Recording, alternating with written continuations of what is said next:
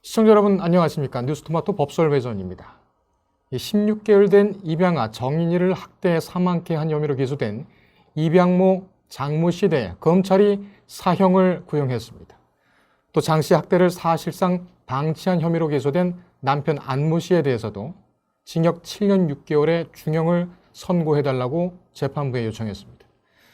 어제 장 씨 등에 대한 재판을 직접 방청했던 뉴스토마토 법조팀 이범종 기자와 정인 사건 결심 공판 전말을 살펴보겠습니다. 자, 이 기자. 예. 어제 검찰이 사형을 구형했습니다. 원래는 무기징역까지는 예상이 됐었는데 사형을 구형했어요. 이 구형 이유가 뭡니까? 살인에 대한 미필적 고의 때문입니다.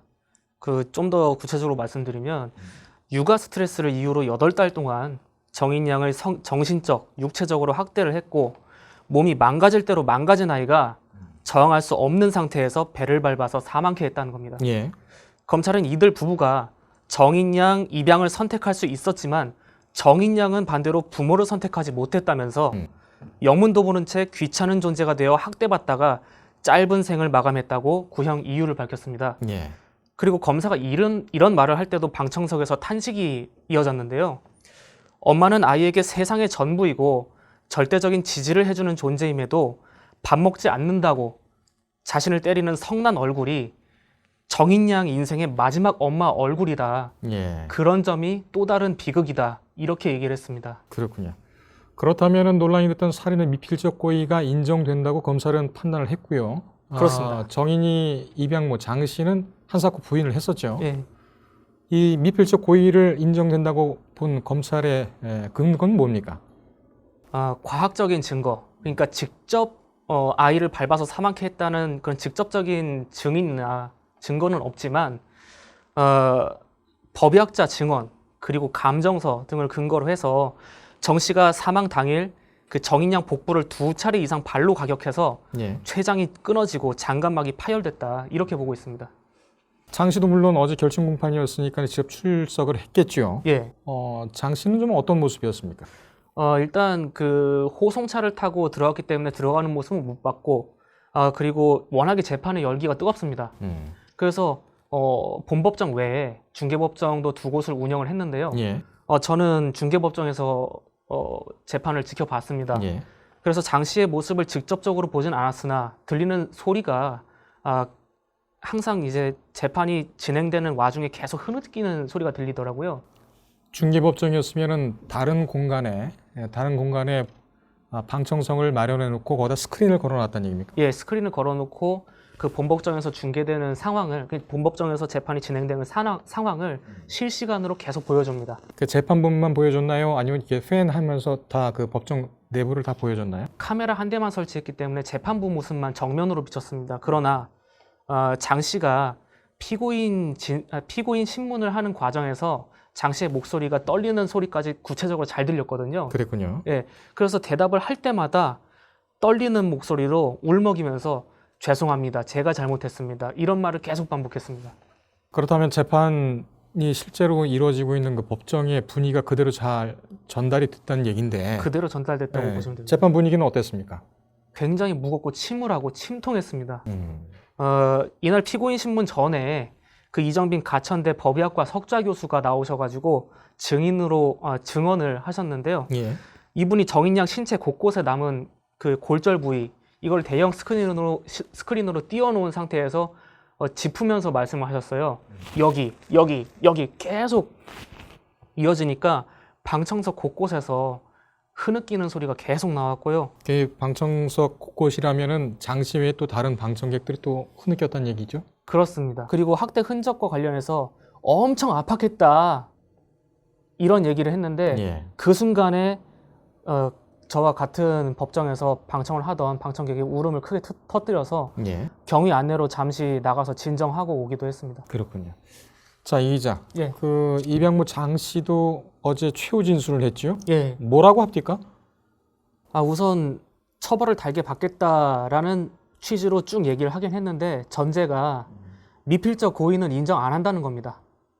그러니까 아이를 잘 키우려는 마음이 집착이 되었고 지속적으로 미워하거나 잘못되길 바라는 마음은 없었다. 그리고 검찰은 아이가 죽든 말든 없다 이렇게 생각했다고 보니까 미필적 고의라고 하는 거잖아요. 음.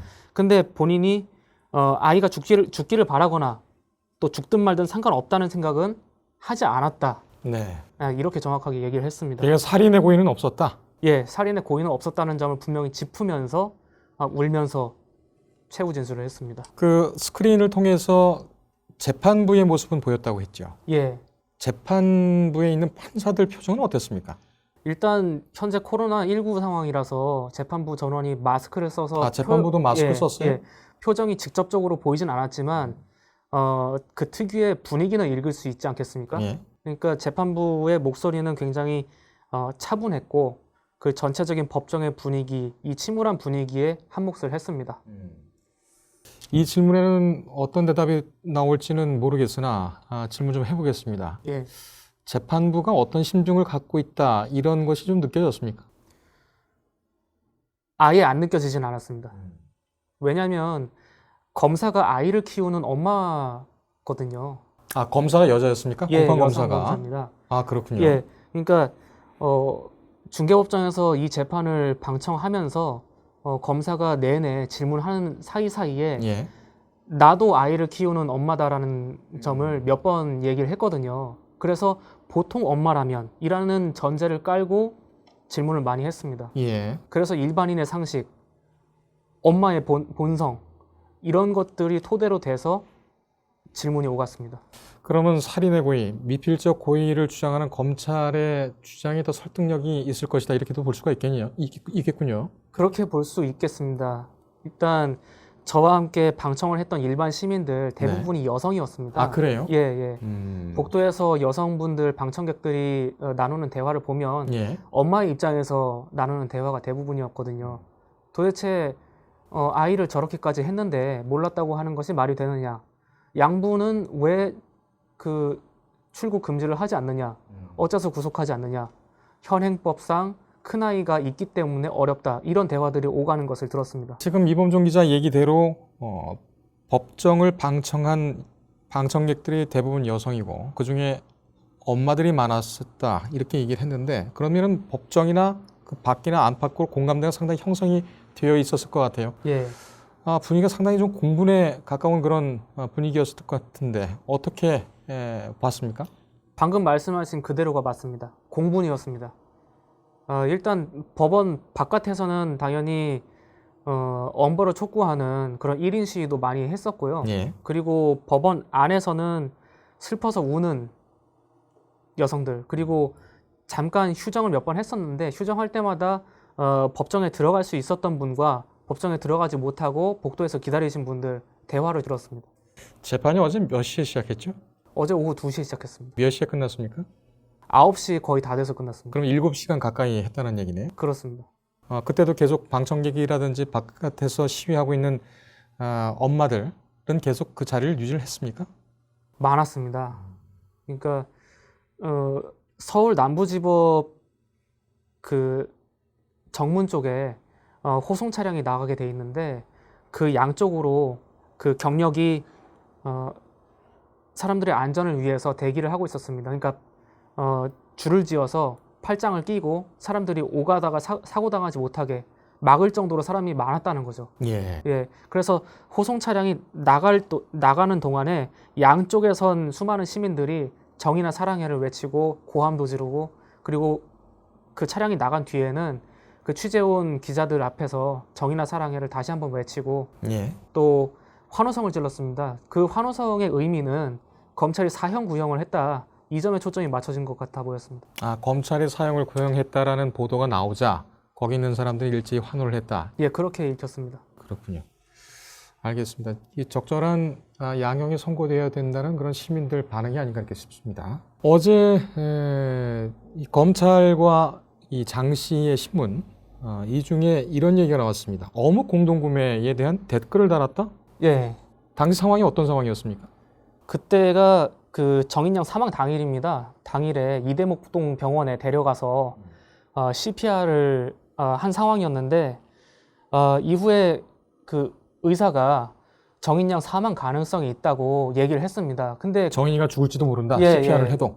지금 상태가 너무 심각했거든요. 그때 이미 복부에 600ml 정도 피가 차올라 있었기 때문에 도저히 아이를 살릴 수 있는 방법은 굉장히 희박한 상황이었습니다. 이거를 고지를 했는데도 장 씨가 그 공동 구매를 위한 댓글에 그 어묵 공동 구매를 위한 입금을 완료했다. 이런 내용을 적었습니다. 입금을 완료했다. 네. 어묵 공동구매 입금을 완료했다. 예. 이게 상식적으로 거기서 나올 얘기입니까? 바로 그 얘기를 검찰이 했습니다. 그랬더니 그 변호인 얘기는 뭐냐면 장 씨가 원래 성격이 굉장히 강박적이다. 그러니까 시간 약속에 대해서도 철저하고 굉장히 성격이 강박적이기 때문에 그 성격 탓이지 아이에 대해서 무심해서 그런 것이 아니다. 그런 취지로 변론을 했습니다. 이 기자는 직접 들어봤을 텐데 네. 그 얘기를 듣고서 어떤 생각이 들었습니까? 이게 이해가 갑니까? 저로서는 이해가 안 갔지만 사람의 진심은 본인이 아니고서는 모른다. 그렇게 생각을 했습니다. 알겠습니다. 1심 선고는 언제쯤 나오니까? 다음 달 14일 오후 1시 50분에 선고합니다. 5월 14일 오후 1시 50분이군요. 예, 5월 14일. 서울 남부지법. 알겠습니다. 이 기자 고생했습니다.